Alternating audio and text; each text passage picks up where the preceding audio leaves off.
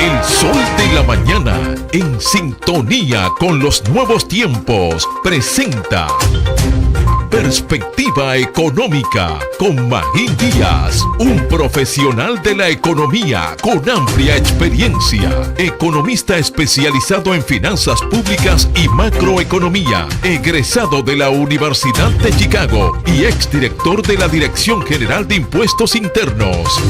Perspectiva Económica, una mirada objetiva y profesional de todo lo que acontece en la economía dominicana y mundial, a partir de este miércoles 27 de enero, por el Sol de la Mañana. Bien, señores, hoy tenemos nosotros la oportunidad de dar inicio a este segmento con Magín Díaz. Lo tendremos 2 veces al mes, los miércoles, conversando con nosotros sobre uno de los principales temas del país y del mundo en estos momentos, que es la economía.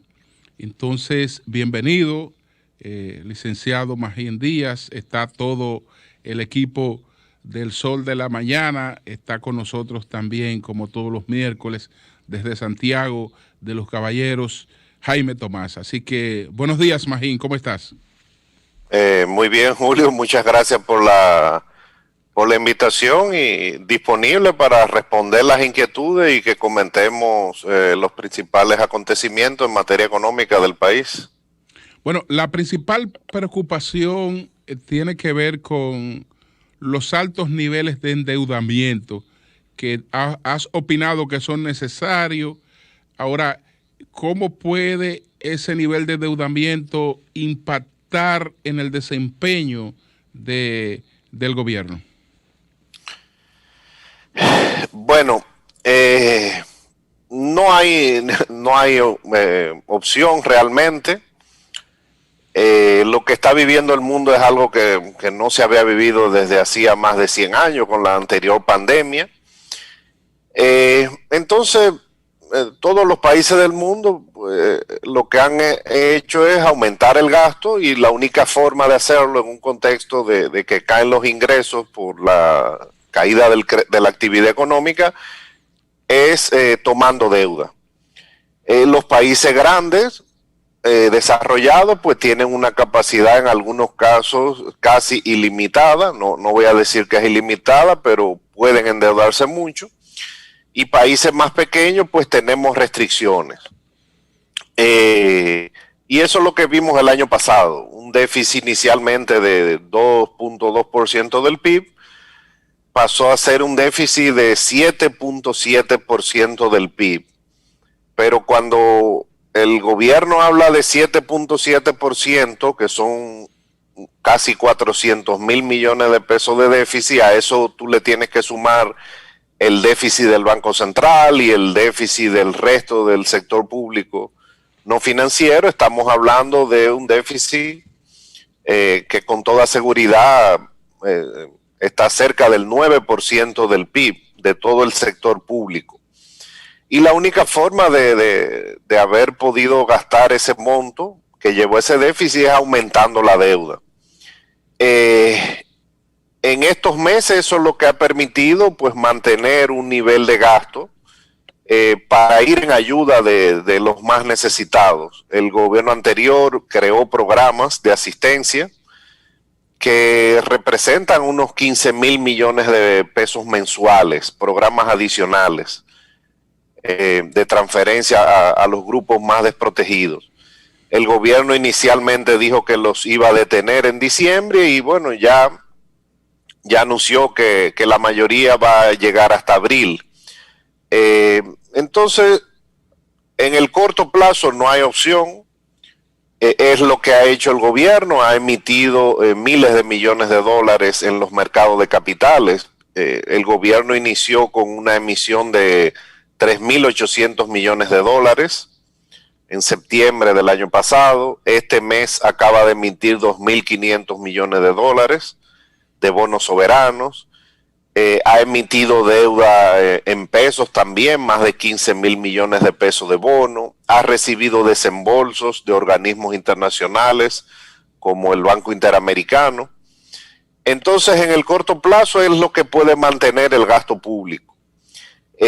Como yo dije en un artículo, en el largo plazo, que no es muy largo en el caso nuestro, pues va a haber que sentarse a ver cómo se va a cerrar esa brecha de ingresos y gastos que se ha ampliado. Lo que está claro es que en esta coyuntura bajar el gasto es muy complicado. La caída de la actividad económica que experimentamos el año pasado es una de las más grandes de la historia. Siendo nosotros una economía de alto crecimiento históricamente a nivel de América Latina.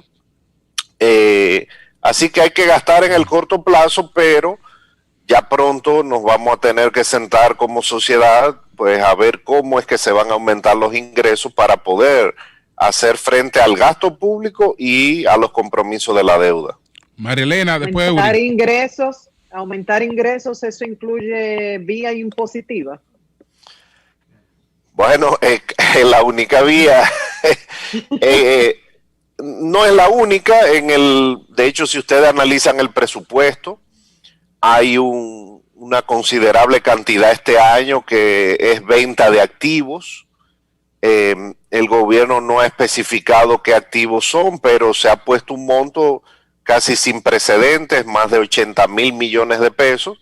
Puede ser que ahí qué activos tiene el gobierno que puede vender, las empresas eléctricas, Punta Catalina, algunas participaciones en empresas como la refinería.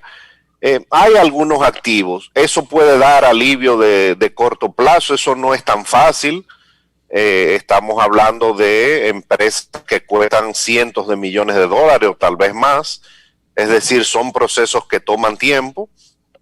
Pero es una vía que puede ayudar en el corto plazo. Ahora, cuando tú vendes activos, o sea, si tú tienes un problema y vendes tu casa, eso te resuelve el problema temporalmente. Ya si queremos resolver el problema a más largo plazo, pues tiene que ser por la vía de mayor recaudación.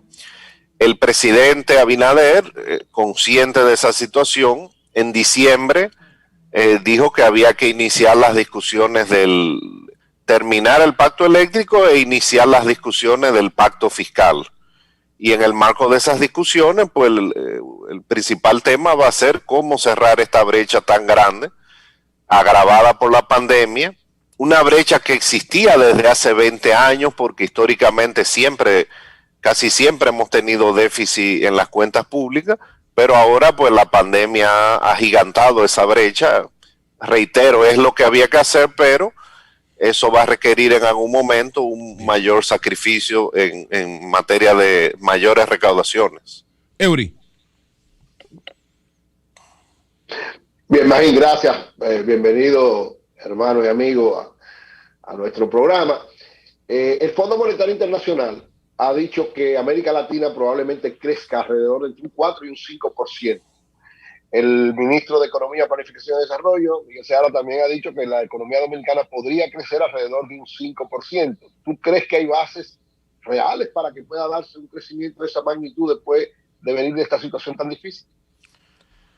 Mira, todas las proyecciones que se hagan pues tienen un grado de incertidumbre altísimo.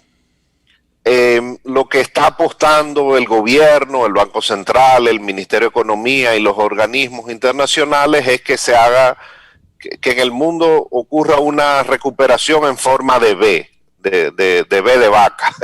La economía cae y por un efecto rebote rápidamente suben. Eso ha pasado antes. Yo como economista, a mí no me gusta hacer muchos pronósticos. Yo creo que me gusta sí analizar la historia, y esta es la economía en los últimos 50 años de América Latina, junto con Chile, que más ha crecido. Es una de las que menos crisis ha tenido también. En la crisis del 2008 la economía se recuperó, tuvo una caída que se vio en todos los indicadores y se recuperó bastante rápido. Ahora lo que uno está viendo en el mundo es que las cosas están empeorando antes de mejorar, es decir, estos meses van a ser muy difíciles. Nosotros somos mucho más diversificados que otros países de la región como Centroamérica. Por ejemplo, nadie pensaba que las remesas iban a crecer tanto y han ayudado a compensar la caída del turismo. Entonces es complicado hacer proyecciones. Lo importante es que el país ha mantenido la estabilidad económica, ambos gobiernos.